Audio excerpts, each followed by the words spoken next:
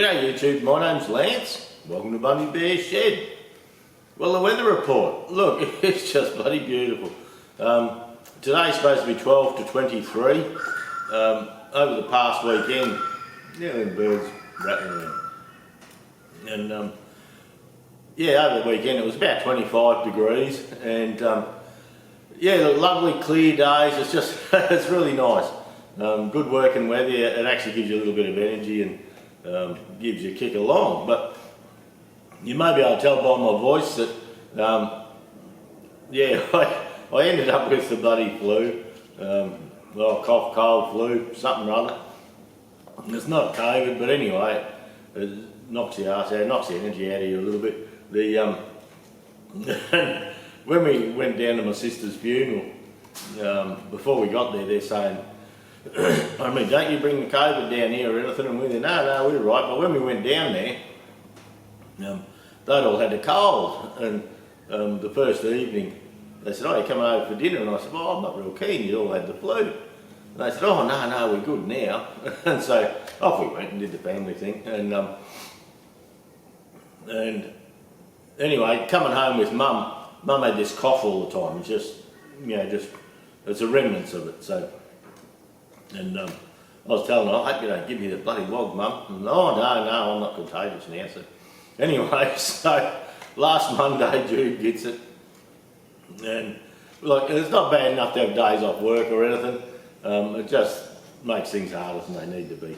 And so yeah, Jude had it and she's been battling along all week with it. So Friday lunchtime, guess who has to have a turn? Well, he picked me. And yeah, throat got sore and I thought, oh, big bugger, just what I need. And yeah, so I've been battling on the cold and flu tablets. I get onto these Nature's Own cold and flu and there's day and night tablets, and they really seem to help for me. And yeah, I have a heap of Panadol and Barocca and Aspro Clear and that sorts of neck, and off you go and get up here and bugger around. So, but look, it was a busy week. Like Jude rang on Monday. Yeah, Monday I was home here, and the sun's just going to come in and shine right in my bloody eye there, I reckon. Hang on a second. There you go. I just hopped up and I closed the front door a bit. The sun was coming straight in my eye here, and you can actually still see on the toolbox over there the line of the sun, but over the next little while that'll sort of disappear off the side. So we'll see how we go, see if we've got that organised properly. But oh, Mum come over yesterday afternoon to drop some stuff and have a yarn, and I had the cold, and she said, where'd you get that from? I said, I reckon you gave it to me. Oh, I did not, she says, I wasn't contagious. Anyway, wound her up a bit. But she's going good. And she's battling a little bit with the people that come and say, yeah, they're meaning well, but she's sort of getting over it. Then she was saying at church the other day, yeah, it's like, oh, how are you coping, Beryl? And oh, it must be terrible. And so that brings the waterworks out. And she says, you know, if she's allowed to just go her way, people are meaning well, but they just go their way, and you know, she can cope. But when they, you know, put the heavies on and give her big heaps of sympathy and all that, well, brings it all up again. So, but I mean, she's battling with that a little bit. And so, but anyway, hopefully soon. Everyone that knows is, yeah, it'll just calm down and she'll be able to get on with her life. So anyway, that's how it goes. Young Freya, young bloke come and borrowed my car the other day. They had to go down to Brisbane. He borrowed the Triton. They had to go down to Brisbane, and Freya had to have a check. And now, I'm not sure if I mentioned it or not, but when she had her open heart surgery, her scar's healing really well, but up in here somewhere they nicked a vocal cord, and so vocal cords on one side were paralysed. And on what this made, they thought she'd have a real quiet voice or something like that, and then, but when they fed her, they actually had to hold her a particular way, because it had help with swallowing too, or something along those lines. And So she went down for a test on Friday, and yeah, they thought they may have had to operate the joint and get them going again, but it looks like they're not paralysed anymore. They're free and up and away they're going. So, I mean, young Freya's doing well. So that's a bonus anyway, isn't it? Yeah. I forgot what I was up to earlier with this. I had it all planned out, you know, and then I bloody have a brain fart and I'm gone. I had a visit from Fred Fletcher. Now, Fred watches the stew. He gave me his card. He's like us blokes, collects old machinery and shit. And he's got a nice truck done up and things like that. And he come for a yarn Saturday when I was in the middle of doing my shed pouring and digging holes and bugging around. So he shot off again. Then yesterday he trots in at lunchtime and he bought a couple of pasties he made. And yeah, they were good, Fred. I told him I'd do the pasty report. So the pasties were good. Jude and I sat in the door of the shed. We were all filthy, but we sat in the door of the shed and ate one of Fred's pasties each. And yeah, look, they were good, Fred. Jude reckons they were good stuff as well.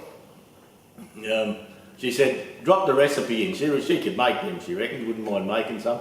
But they're very full of veggies. I found traces of meat there, but yeah, look, good stuff. Cornish pasties, Fred said. So, yeah, thanks, Fred. They were good. Yeah, it turned out okay. Yeah, after you left, I just finished all the last pour out here and cleaned the tractor up and things like that. And I was knackered, you know, doing the concrete out there and digging holes with this bloody flu. I had bloody sweat pissing out of me and bloody, it felt like shit. But anyway, I used the good weather to get the job done, so that's a good thing. I mean, I've just taken the camera for a bit of a walk around outside and the John Deere 1640 that I've been using for the job and for every bit of concrete I just mixed with a shovel in the bucket of the tractor.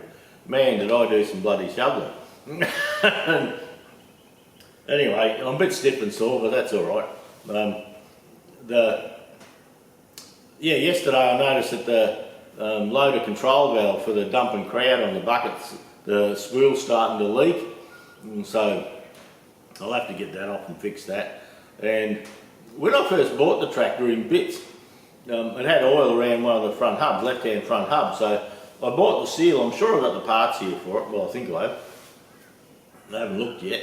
And but when I got the tractor going and put oil in it and run it around, well, it's never leaked, but until the other day.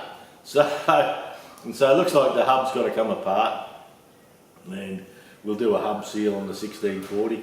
And that won't be a bad video because it's a ZF front axle, and look, it's probably an APL 325 or 345, something like that. And those diffs are in a lot of machines, you know, Case IH and Ford and John Deere and things like that. So, pardon me. So, yeah, I'll have to get organised for that. I don't like oil leaks, and the shift cover on the top, it's got a little bit of a leak. So, yeah, everything happens at once, doesn't it? I've also shown you at the end there's a video on the posts for this shed. Now, I bought it off Steel Line in Bundaberg here, and just as a kit, and the first instruction they gave me for putting it together was for the ones with a gable roof, and this is just a flat roof. And so I asked them for the plans, you know, the instructions on putting it together, and all they sent through again was the engineering drawings. So I haven't really got anything that tells us how everything goes. But anyway, I'll make it, we'll work it out. But where they've got an offset foot with the post in the corner, then you can get 3 chem set bolts down into your concrete. And I've chosen, and like you don't have a plan, so I chose to have the feet inside the shed, just away from the weather a bit more, you know. But so by the time you have the post, then you have 80mm overhang and all that. I don't know, it might make a difference, but that's how I chose to do it. And yeah, the holes in the posts, I've had them all on a forklift on the pallet, and the holes in the feet, you get them, you know, you want one coming in this way, and so all the 4 feet have to face each other in the corners, but the holes on the top have been drilled wrong. Some have got them here and some have got them there, and all over the shop. So, and from sitting out the front, like I ordered this shed last October, I think it was. Well, that's what I think. It was around that time, and I was going to do it over the Christmas break, but it got so wet. Here it is, middle of August, and yeah. Well, when Fred was here the other day, we had a hole dug outside, and even though lovely sunny days, there was about an inch of water started coming into the hole, a metre down, sort of thing. So that's why I pushed along. I got the fine weather, and I could get a hole and get it done. I just hooked in. I got the gravel and concrete cement powder from Avoca Garden Centre. A little bit dearer than Bunnings, but they delivered it all when they were delivering the sand and gravel mix, the stone mix. It's just the sand with the 3/4, the bigger stone in it.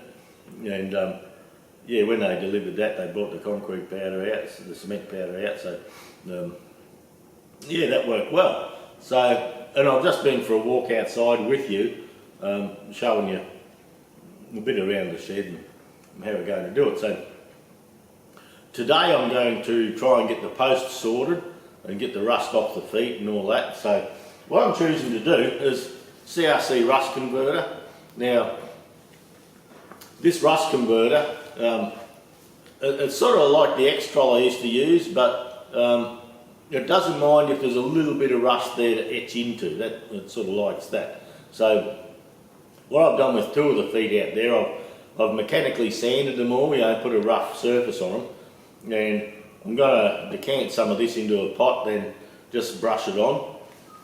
And what it says here is apply to any lightly rusted or correctly prepared metal surfaces to neutralise rust and convert it into a tough primer in one easy step.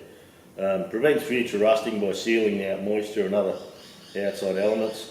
Note, rust converter may not prevent further rusting when applied to heavy rust scar, but it's not made for heavy rust scar really. So, where are we? Pardon me. Remove dirt and grease, remove blistered or loose flaky stuff, which is just standard painting procedure. Use of rubber gloves recommended. Pour them out into a clean container, as you can't pour the lid back in here. For maximum penetration, work CRC rust converter into rusted surfaces with a bristly brush. Overcoat, so once that's done, overcoat with an enamel top coat. For best results, if using water-based top coat, use stain blocking primer. Clean all paint and put them immediately with water, so it's water soluble. Yeah, protect it from freezing. So that's what we're going to use on the feet. And look, what my plan was to use this stuff, the CRC rust converter, to use that to treat the metal initially, and then once that's dried and set and done its thing, I've got a bit of brush on galvanising paint, and I was going to go over the rust converter with the galvanising paint, so where the foot sat down on the concrete, it had a good footing. Now, this shed here, the footings, you've got the Chem set bolts, but the footings are up on nuts, so they could adjust it and all that. But I thought about doing that, but because it's an uneven foot, and the post off to one side, there'd be nothing supporting the main column, so it's just going to go smack bang on the footing, so that's fine. Now, a while back I did a video on why you could sometimes buy a lift cylinder for your TE20 and it wouldn't fit, because they were made for 18, 19 Fords and things like that. So in our quality tractor parts order, we usually do at least one, but sometimes 2 orders a week into Ireland of quality tractor parts. And they put this in. They put this in the other day. So what they've done, and this appears to be flatter here, which is a good thing. Just a good idea. And if you have a look up here, remember this was really long, so they've cut that back. It looks like they've only done it with a grinder, so I'm hoping, I haven't spoken to them, but I'm hoping that this is going to be the standard fitment, so that return spring for your legs goes in there, because if you remember on the other one I showed you that you could knock this back and then the spring would fit better. And so quality's been watching, and yeah, someone's done a bit of product development here, so that's a good thing. This still has the 7/16 holes, so if you have a tractor that's after, look, I wouldn't be sure now, but possibly 325,000 onwards, they had the 1/2 inch bolts, so you would still have to drill here, but that's fine. You know, drilling it out and making the bolts fit here, that's just a simple thing. So, but that does look like a nice cylinder. You can see the castings. Pardon me. Yeah, some of the castings had a big bulge out here, and they're a bit of bastard to fit. You had to grind a little bit out of here and take a bit off there. So look, that's looking good quality. Yeah, their number's 61791. But yeah, look, that's looking good. It looks to be a nice fine grain cast too. You know, you get some cast and they're bloody lumpy old, real coarse rubbish, but this looks good. So yeah, good on your quality. I reckon that's going to be a good thing. Yeah, we'll have to see. See how it goes. I haven't got a tractor to put it in just at the moment. I ordered some parts the other day for the Howard Reduction TE20, and the lift linkage doesn't work on that, so we've ordered a pump repair kit for that. And yeah, look, we might bang this cylinder in. We'll just see. If I do, I'll put the O-ring piston in. I just like that O-ring piston on a TE20, so that's a good thing. So, as for in the shed, I've done absolutely nothing. Judy rang me Monday evening to say that the see, I make parts. The parts that we can't buy, I make some of them. And the PDO sleeve that presses onto your PDO shaft on a TE20, with it presses on and it's held on by 2 circlips onto your PDO shaft on a TE20, and then the seal runs on it. I mean, so rather than replace the whole thing, I make those little sleeves. So we're out of them, so I had to come home the other night late and do, I did 7 more of those for the stock, so that should get me going for a little bit. You'll see a little post, Instagram or Facebook post from Bundy Bear's shed, that the little diamond plates for the back of the head, we've done another run of 50 kits of them, so we're just waiting for the nuts and the washers from Sparex for that. Sparex, they're making changes, and the West Australian branch of Sparex is closed, and all of that stuff has been brought up to the Brisbane branch, and I think Sydney might have been closed and all that's going to Victoria. So, see, I had a bloke, and you don't know where these rumours start or what the go is, but the bloke contacted me a while ago and he says, Lance, have you heard that they're shutting Sparex in Australia and AGCO's going to do it? And I said, well, no, I haven't heard anything about that, but now when the rep comes, when James comes, I'm going to have a chat to him and just see what's going on, because you got these rumours coming from England that what's going to happen in Australia, and look, Australia, the reps may not know what's going on. That's, you know, you got to be a certain number of rungs up the ladder just to be in the know. Pardon me, but Sparex or AGCO have a great Massey Ferguson dealership range throughout Australia, and who knows, perhaps all us aftermarket blokes might get the arse and they'll use their Massey Ferguson AGCO dealership to do it. Back years ago we used to sell a lot of Vapormatic parts, and I liked Vapormatic parts. I thought they were good gear, and John Deere bought them. They bought Vapormatic, and I think John Deere had A&I in America and Vapormatic, and so they shut Vapormatic in Australia, and I think there was GW in Brisbane and Honeycombs up north were the only 2 people in Australia that they would allow to be dealers. And through your local John Deere dealer network now, John Deere was using the Vapormatic as just the aftermarkets arm of the company. So unless you're a John Deere dealer, you couldn't sell Vapomatic parts anymore. So we sort of went over to Bepco, and which is TVH now, and Sparex and Bearco and all that sort of stuff. So things do change. You just got to try and keep up with it, I suppose, and adjust the business to suit.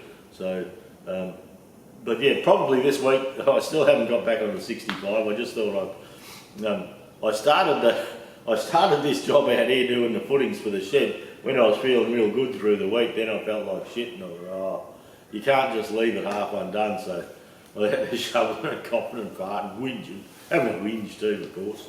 But anyway, I'm really pleased it's done. Today I'm going to tidy up the feet, and what we're thinking of doing is on the 6 metre side I'll bolt the posts to the top, then I can lift it up with the forklift and do the same on the other side. You know, put a couple of star pickets in and ratchet strap them so they can't fall over. And then with the forklift, once I've got the two ends done, then I can just lift the 9 metre sections up, and once I've got a couple of them in, it'll be strong as anything. So I've got some mates that keep saying they're going to come and help me do it, but they've probably died of old age waiting. But I'll have a talk. Paulie reckons he's coming, and my mate Dave Pates from down south, he reckons he was going to come and help me put the shed up. So, but I couldn't have him digging holes and doing concrete and shit. That's just hard work. So I'll get a couple of nut guns going, and we'll just pop the frame up and square it up and all that. And once what the plan is to put the frame up, sit all the posts with the frame up on the footings that I've just poured, and then once we've done all our angles and made sure it's true, and we're all measured properly and with all the same angle off the edge of the footings and all that sort of thing, well then we'll drill the holes and put the chem sets in. That's just with the frame there. Oh, pardon me, this thing knocks me around. So, yeah, put the frame up, then we can make sure it's square, all the diagonals are right, it's true. So, when you put the sheets of iron down the side, you're not trying to kick them on an angle, bug around. I've been there before. And so, yeah, we're going to try and square that up. Then once that's good, before we put the iron on, we'll drill it and bolt it down and all that. It's a big roof area, like 9 metres by 6 metres, and with an open shed, we're in a cyclone area, so it'll have a lot of wind under it. So, so what I've decided is if we get a cyclone, I'm just going to get a couple of 2.5 ton ratchet straps and ratchet strap the whole thing down to a few tractors underneath and just make it harder to lift off. So, but it's all engineered for the 59 metres per second wind, I think I was reading, wind rating. So anyway, see what happens. But yeah, look, I better get out and clean those posts up and do a bit of that for the day. Like I say, there's still no tractor work going on. I just took the opportunity to do this, and then if we do get a bit of shitty weather now, it's no big deal. It's just like putting a Meccano set together. Pop up and put a few bolts in, and if you get washed out, too bad. But now we've got the footings in. That's the major bit that I was having trouble with. Every time I dug a hole, we'd have 3 spits of rain and my hole would start caving in and all that. So I've got to shift that. You'll see at the end, on the end video, there's still a pile of concrete mix. I'm going to have to get the bucket and put that aside somewhere for use later on. I am thinking about, once it's all done, of putting a slab out there and putting the air compressor outside, just to keep the noise out of the shed here, which might help. But I am going to say, get the bucket and skim, say, 100 millimetres out of the shed, and then I'm going to get some good road base or even crusher dust or cracker dust or whatever, and put in there and lift that up 100 mil or so. And so it's a high area, so I haven't got things sitting in moisture. And then we're going to have to scrape around from behind the shed, and we're going to have to readjust our levels to get the water running away. So there's still quite a bit of work there yet, but that hard, oh, pardon me, the hard bit's done. So look, that'll do for the stew this week. I don't know what else is going to come out. I still haven't done a Ronnie's carby this week. Like, as soon as I saw, I cleaned the hole out in the back, and as soon as I saw I could go down and get no water leaching into it, and they reckon another week or so we might have some rain. And as soon as I saw that, I thought, well, if you don't get your finger out now, when are you gone? So I got off track with the mechanic in a bit there, but look, that's fine. It's just, yeah, it's all got to work in. There's only so many hours in a day, and I'm only one bloke, so yeah. So anyway, look, thanks for dropping by. Have a good week, everyone. Stay safe and healthy. Try not to get this bloody cold bloody thing. God, it makes life tough. Yeah, you just feel like shit, and you just got stuff to do, so you can't pack up and go to bed. And so I'll poke along. Probably only stuck in second gear. I'm not in top, that's for sure. Not a chance of overdrive. So, anyway, I'll stop rambling. You have a good week, everyone. We'll catch up next. Oh, hang on. There's a new channel that a local bloke, Rod and Nick, and look, I'll just they've moved. I'll get out of there. They've moved into Mount Perry, which is just an hour and a half northwest of us, and he's got a yellow Massey 65, and it turns out it's an industrial one, and it's had power steering on it, but someone's nicked the cylinder and where it went. So, oh no, it's going to be expensive to do if he wants to put the steering on, but he's got to.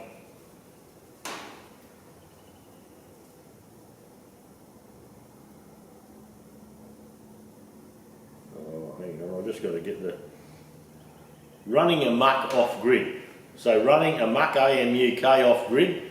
And Rod and Nick, they've moved from down south up to this farm, and yeah, they're loving life. But go and watch their channel. Leave a comment. Make sure you say Bundy Bear sent you. And over time, he's hoping to restore the 65. That's how I got to converse with him by email, and he's got a 65 and the starter must be buggered on it, and he's looking for some second-hand starter parts, as in he's trying to keep his tractor original now. I'll have a look. I told him I'd run through my stuff. I don't know, like my 65 didn't have a genuine starter on it when I bought it. Most starters that I can see around in my shed are aftermarket ones, but I'll have a look. Apparently the brush plate at the end needs work, but the rest's okay. So that's how we got talking. So I will have a look today, Rod, and see what I've got. There's a scrap tin outside that I know I put a heap of starters and generators and things in when I was having a clean up. There may be something there, but I don't know. I'll have a look. So yeah, running amok off grid, and yeah, they're just out there having a go. It's a lifestyle property, and we do have a lot of that in the area. People come up, land is cheap in our area, so we have people come up and yeah, they've bought their acreage there, and sounds like they're going to build a new home and things like that. So just follow along if you're from overseas, like Denmark, Sweden, Canada, England, Ireland, America. Jump on, have a look. Yeah, and that's just how things go. And Jude and I watch it and we think, oh, that was us, buddy, so many years back, when we were, before we had businesses that to knock the arse out of you. But yeah, just getting things, I'll be getting solar going and just bits and pieces. So look, I'll give them a shout out, running amok off grid, go and watch them, say good day from Bundy Bear Shed, and yeah, see how we go. But look, have a good week. I will shut up this time, and a few little tack on videos on the end of the stew, and look, we'll catch you next week. Well, look at this, what a beautiful day. The sun's just in behind those trees there, thinking about hopping up properly. But yeah, lovely clear skies. I don't know if you can just see the moon up there still. But yeah, look, the paddock's looking good. And yeah, it's really nice time of year. Around 23, 25 degrees C. So that's alright, but what I'm showing you out here is the posts for the new shed, and you can see the rust on them.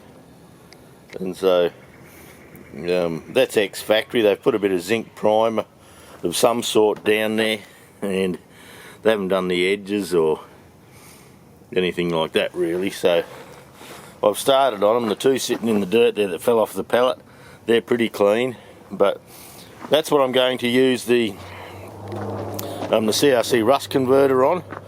I'm going to tidy them up, sand them up, get any flake off, and yeah, we'll put that on, let it dry, and go from there. Now, the holes up the other end here, well, they must have given it to the lad to do or something, because when the feet go in, these main holes there that support the frames, one of them's right, one of them's wrong, and in these ones here I've actually had to drill new holes. You can see where I've marked them and drilled them. And I mean, when they were drilling the holes, yeah, I've tipped them up and had a look inside, and all the swarth from drilling is still up in there. And so we're going to tip them upside down and blow them out, get all the rubbish out if we can. And but I'm going to drill. I've got to drill each post to get holes on the 4 sides. I probably only need 3, but on the 6 metre lengths, it supports all the other 9 metre lengths, so it's getting the big bolts. Then the 9 metre lengths are getting the smaller bolts, because they've only got to support their own weight. So that's part of today's exercise. I'll go and show you the tractor. Well, this is our little John Deere 1640. And in doing this last job this last weekend, our loader control valve started leaking.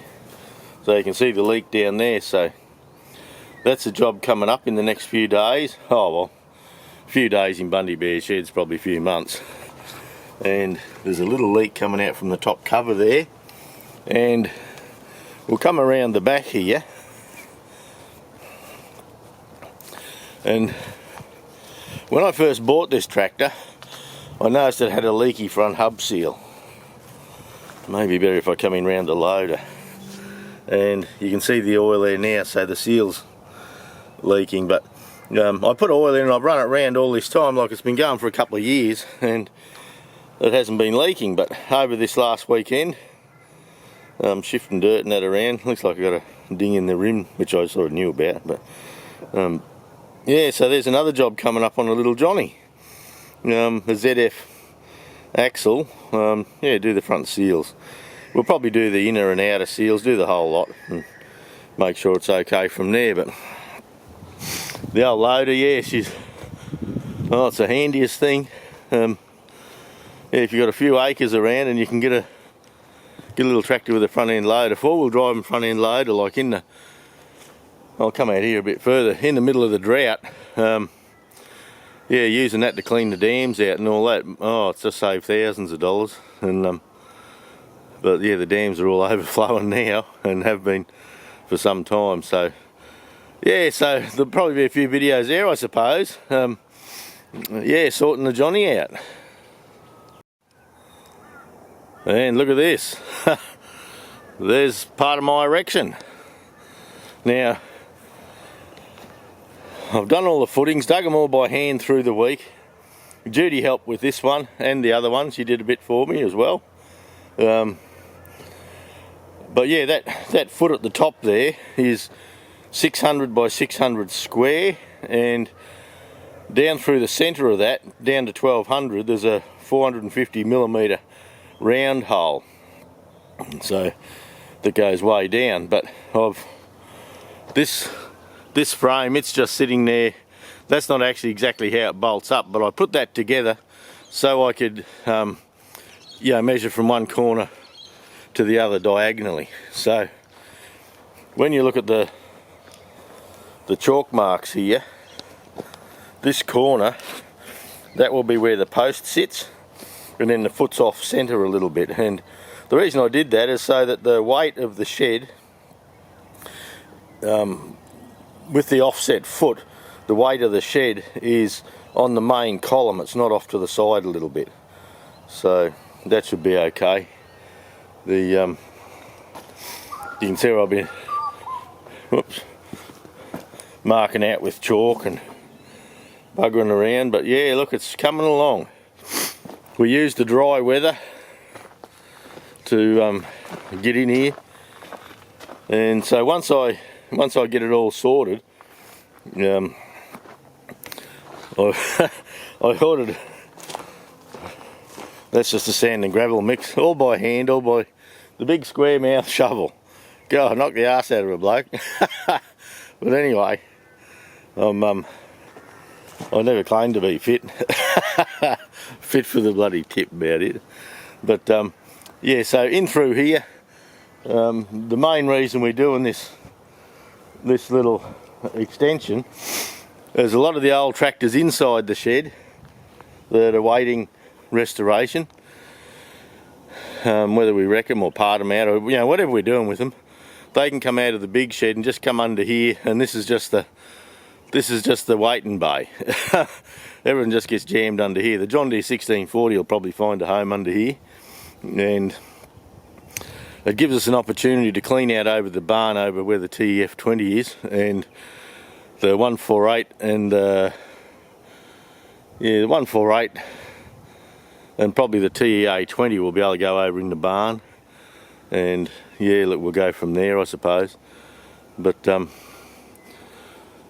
so while these footings go hard, well, they're hard while they set properly and the concrete cures properly, I'll lower this down and I'll unbolt it all. Then the plan is on this 6 metre side, this 6 metre side, well, I might be able to show you over here.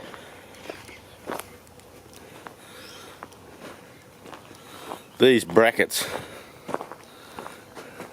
so those brackets there, the 9 metre ones, they support the 9 metre ones that go across through the middle.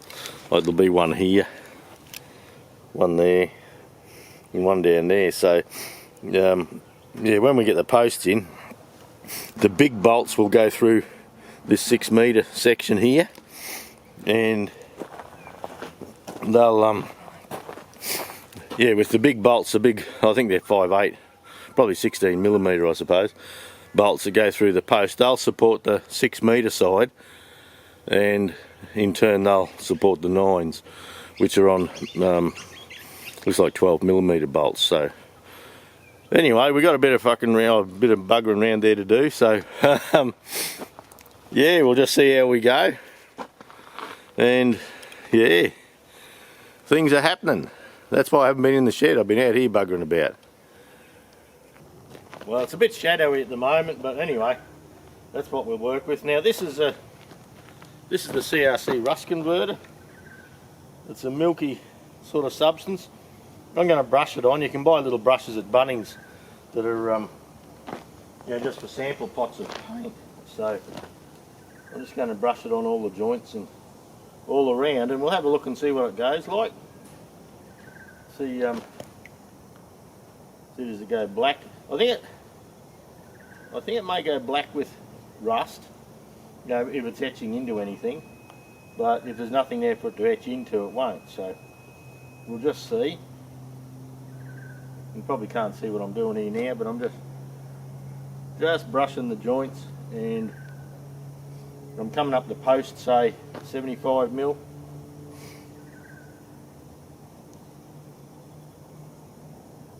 In the holes there. Well, that's sort of semi-set.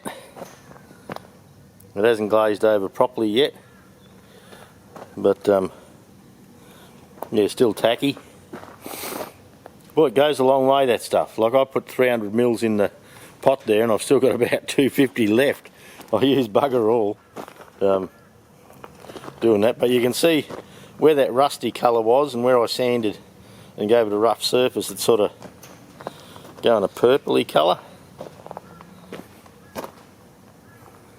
So yeah, we'll give it a bit more time. I did up the other ends here, and where they had just cut it off up the end there, I've sealed all that up, and I am planning on going over it with galvanised paint, but as the day goes on, we'll keep a check on this and just see how it goes. It's looking quite dark in there, so we'll let it set properly, and yeah, we'll come back and have a look. Well, it's about an hour later now. I've got a dog helping over here, not helping much. And yeah, that's gone all dry, and so apparently I can paint straight over that. So there you go. That's supposed to neutralise any rust and do all that for me, so I'll still paint a bit of galvanising around the bottom under the feet just to put a bit of depth of cover there, and yeah, we'll go from there. Well, look at that. Started at 10 AM after I got all the posts done, and that's what I got done for the day. So anyway, I got to go to work tomorrow, go and earn a bit of money. So that's a good day's run. It's getting late and I'm buggered. So yeah, one bloke and a spanner and a forklift. So yeah, I'm quite pleased with that. So next weekend I'll give her a rattle and do a little bit more.